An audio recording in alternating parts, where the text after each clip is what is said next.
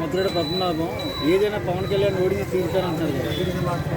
ఆయన ముద్రగడ పద్మనాభం గారిని ఎంతో అభిమానించాం, ఎంతో ఆరాధించాం. ఒక కాపు నాయకుడు మా అందరికీ ఏదో సేవ చేస్తాడని ఆయన ఎంతో గౌరవంగా మేము చూసాం. అలాంటిది ముద్రగడ పద్మనాభం గారు ఆయన ఉనికిని పోగొట్టుకున్నాడు. ఆయన సర్వనాశనం ఆయన చేతులారా చేసుకున్నాడు. ఇవాళ పద్మనాభం అనే ఆయన జీరో స్థాయికి వెళ్ళిపోయాడు. ఇవాళ చిన్నపిల్లలతో కూడా చాలా దారుణంగా తిట్లు తినిపించుకుంటున్నాడు. ఒకటేనండి, పద్మనాభం గారు అసలు ఎవరో కూడా ఆయన అంటే ఎవరో కూడా తెలియదు ఈ రాష్ట్రంలో. అలాంటిది వంగవీటి మోహన్ రంగా గారు 85లో కాపునాడు పెట్టి ఆయన జైల్లో ఉండగా ముద్రగడ పద్మనాభం గారిని నువ్వు సభాధ్యక్ష నిర్వహించమంటే ఆ రోజు నిర్వహించాడు. ఈ పద్మనాభరెడ్డి కృతజ్ఞతాహీనుడు, దరిద్రుడు. అలాంటి వాడు రంగా గారి పేరు మీద బయటకు వచ్చి పేరు సంపాదించుకుని మొన్న జిల్లాకి రంగా గారి పేరు పెట్టమని చెప్పలేని యదవ అసమర్థుడు ఎవడన్నా ఉన్నా అంటే ఈ యొక్క ముద్రగడ పద్మనాభరెడ్డే. మొన్న అంటున్నాడు నా ఇంటి పేరు మార్చుకోడు. ఏడు నువ్వు మార్చుకునే తొక్క పద్మనాభరెడ్డి, ఏనాడో నీ పేరు మేమే మార్చేసాం. వైఎస్ పద్మనాభరెడ్డి నీ పేరు మేమే మార్చాం. నువ్వేంట్రా మార్చుకునే తొక్క? ప్రజలందరూ కూడా ఇవాళ నిన్ను చీయని తరిమి కొడుతున్నారు. సిగ్గులేని ఒక చచ్చిన పాముతో సమానం నువ్వు. కానీ ఇవాళ కాపు జాతికే భ్రష్టు పట్టించావు. నీలాంటి ఎదవ ఉన్నా ఒకటే, ఓడలే లేకపోయినా ఒకటే. నిన్ను నమ్మి అర్ధరాత్రి పళ్ళాలు కొట్టాం, అర్ధరాత్రి కొవ్వొత్తులు ఆరిపోయాం, కొంపలు ఆరిపోయాం, దీపాలు ఆరిపోయాం. ఆఖరికి మా కొంప నువ్వు ఆరిపోయావు. మా జాతిని అడ్డం పెట్టుకుని పొలాన్ని తాకడి పెట్టిన అసమర్థుడు నువ్వు. కాబట్టి తప్పకుండా నీకు తగిన గుణపాఠం చెప్తారు. జాగ్రత్త, ఖబర్దార్ పద్మనాభరెడ్డి. ఇప్పుడు జిల్లా పేరు మార్చాలన్న డిమాండ్ అండి, లేకపోతే జగన్ పాలన మారాలన్నదండి ఇది?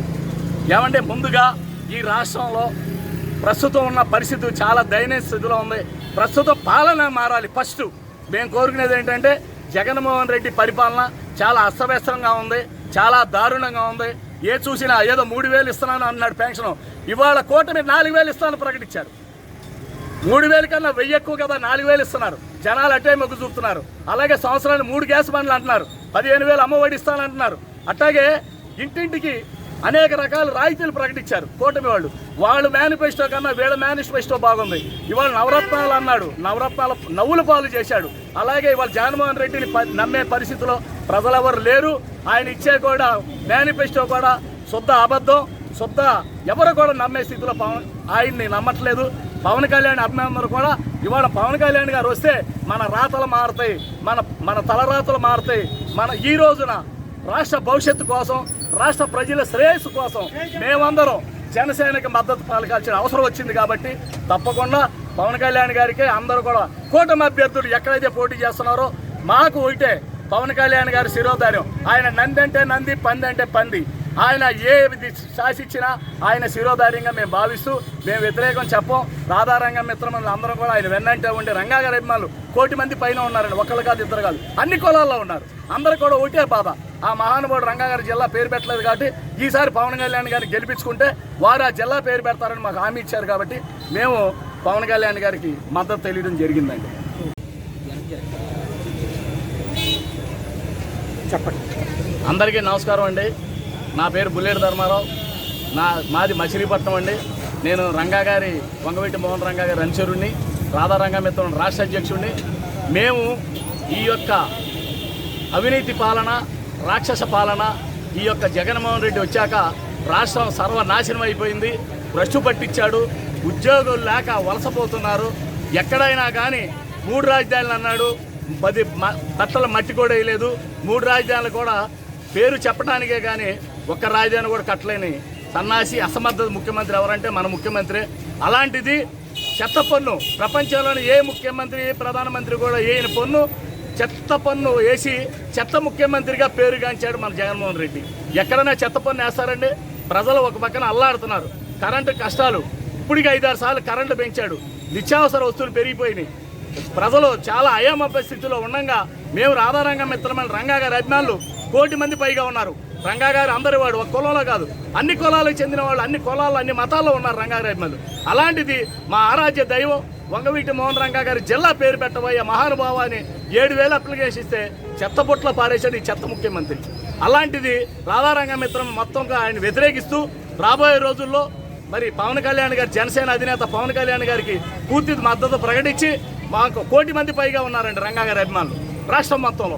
అందరూ కూడా ఒకటే తీర్మానం చేయడం జరిగింది. ఎప్పుడైతే మా ఆరాధ్య దైవం రంగా గారి జిల్లా పేరు పెట్టలేదు కాబట్టి రాబోయే రోజుల్లో పవన్ కళ్యాణ్ గారు మరి రాష్ట్ర పిఎస్సి చైర్మన్ నాదెళ్ల మనోహర్ గారికి మేము మెమోరాండం ఇవ్వడం జరిగింది.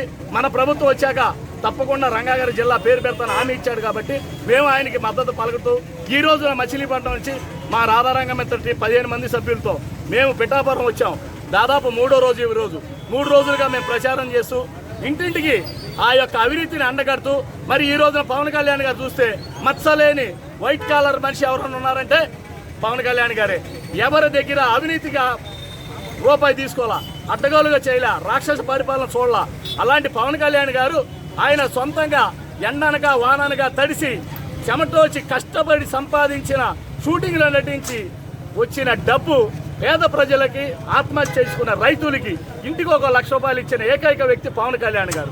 ఆయన కులం చూడలేదే, అన్ని కులాలకు చెందిన వాళ్ళకి ఇచ్చాడే. అలాంటిది మరి మొన్న విశాఖపట్నంలో బోట్లు తగలబడిపోయినాయి. పల్లికారులు, మత్స్యకారులు, అగ్నికుల శత్రువులు, మరి వాళ్ళ కులం చూడాల ఒక్కో బోటుకి 60,000 చొప్పున ఇచ్చాడు.